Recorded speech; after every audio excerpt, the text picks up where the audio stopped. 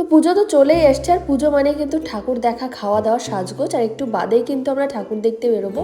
তাই কিন্তু আমি এখন একটু সাজুগুজু করে নেব। তো আমি এখানে কিন্তু বসে পড়েছি সাজগোজ। আমি কিন্তু এখানে আমার মেকআপের জিনিসপত্রগুলো নিয়ে বসে পড়েছি। আর প্রথমেই আমি ব্যবহার করব ফেসেস ক্যানাডার ম্যাট মেকআপ ফিক্সার।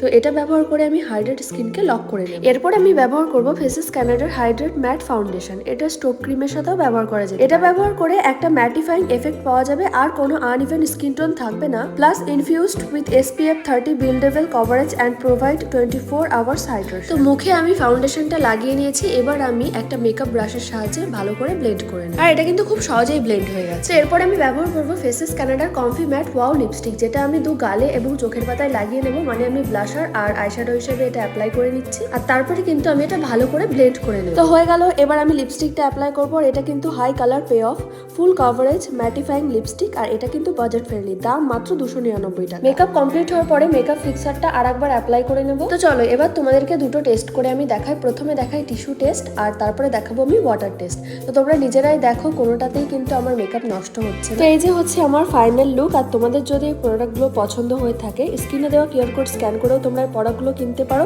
বা তোমাদের পছন্দের যে কোনো বিউটি ওয়েবসাইট থেকেও তোমরা কিনতে পারো। তো চলো এবার ঠাকুর দেখতে বেরোনো যাক।